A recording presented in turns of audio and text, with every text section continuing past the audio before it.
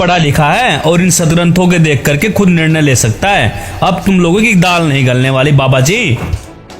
अब आइए देखते हैं श्रीमद् भागवत गीता जी में जो ब्रह्म है वह किसी अन्य की पूजा करने को कह रहे हैं। श्रीमद् भागवत गीता के अध्याय 18 के श्लोक नंबर 62 में क्या लिखा है। हे भारत, तू सर्व प्रकार से उस परमेश्वर की ही शरण में जा। उस परमात्मा की कृपा से ही तू परम शांति को तथा सनातन परम धाम को प्राप्त होगा।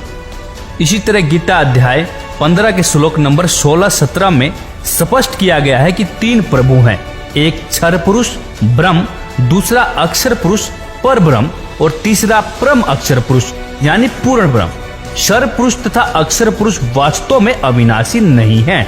वह अविनाशी परमात्मा तो इन दोनों से अन्य ही है। वही तीनों लोकों में प्रवेश करके सर्व का धारण पोषण करता है। इसके अनुवादक हैं जयदयाल गोविंद का और प्रकाशक है श्री गीता प्रेस गोरखपुर।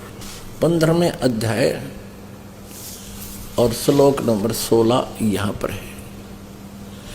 इसमें 2 परमात्मा, 2 प्रभु, 2 ब्रह्म लिखे हैं। द्वौ इमौ पुरुषो लोके सर च अक्षर है एव च सर सर्वाणी भूतानि कुटस्थ अक्षर उच्यते।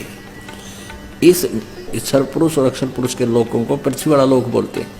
इस लोक में सरपुरुष सरपुरुष इसको यहाँ और यहाँ दोनों जगह लगा लेंगे। सरपुरुष और अक्षर पुरुष ये 2 ब्रह्म हैं, 2 भगवान हैं, 2 प्रभु हैं। और इन दोनों के लोकों में सभी प्राणियों के स्थूल शरीर तो नाशवान है, सर है, और जीवात्मा अविनाशी कहते हैं। या इन्हीं के अनुवाद में इस संसार में नाशवान और अविनाशी भी 2 प्रकार के पुरुष माने प्रभु हैं। पुरुष माने प्रभु हैं, 2 स्वामी हैं। 2 एक सरपुरुष को हो, दूसरे को अक्षर पुरुष को हो। इन्होंने अविनाशी पुरुष लिख दिया अक्षर पुरुष को और सर पुरुष को नाशवान कर दिया। नाशवान ये भी अविनाशी, ये भी नाशवान ही है, लेकिन इसको कैसे सिद्ध करेंगे आगे बताएंगे। और संपूर्ण प्राणियों के शरीर तो नाशवान है, जीवात्मा विनाशी कहा जाता है। अब ये अक्षर पुरुष भी नाशवान है। अक्षर पुरुष 2 परमात्मा है। अब इससे सिद्ध होगा ये कैसे नाशवान है। 17वें में कहा है कि उत्तम पुरुष तो अन्य है। उत्तम पुरुष, पुरुषोत्तम, श्रेष्ठ परमात्मा, वास्तव में जो सही श्रेष्ठ भगवान है वो तो इन ऊपर वर्णी सरपुरुष और अक्षर पुरुष से। इस अक्षर पुरुष को परब्रह्म भी कहते हैं, सरपुरुष को ब्रह्म भी कहते हैं। ब्रह्म और परब्रह्म से वो कोई और है। उत्तम पुरुष तो अन्य है, वो तो कोई और है। परमात्मा इति उदाहरते, जिसको भगवान कहा जाता है। और यह लोक तरम आविश्य विभर्ति अव्यय ईश्वर है, जो तीनों लोकों में प्रवेश करके सबका धारण पोषण करता है। वो है अविनाशी परमात्मा, अविनाशी परम अक्षर ब्रह्म। वो परम अक्षर ब्रह्म है। 8वां अध्याय अर्जुन ने पूछा प्रथम उसमें किम तत्ब्रह्म किम अध्यात्म। हे परमात्मा, तत्ब्रह्म क्या है? तत्ब्रह्म क्या है? वह ब्रह्म क्या है? इसका उत्तर उसने 3रे मंत्र में दिया है, 8वें अध्याय के ही। वह परम अक्षर ब्रह्म है। एक सरब्रह्म, एक अक्षर ब्रह्म, ये परम अक्षर ब्रह्म है। अभी देखिएगा 15वें अध्याय का गीता अध्याय नंबर 15 और श्लोक नंबर ये है 4 है।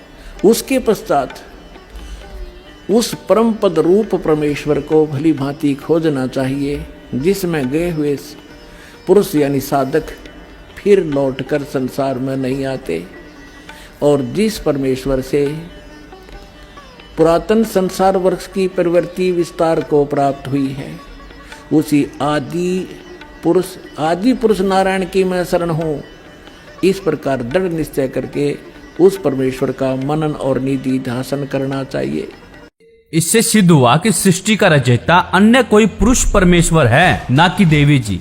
देवी जी का तो हमारे सदग्रंथों में सृष्टि रचयिता होने का कहीं प्रमाण ही नहीं मिलता है।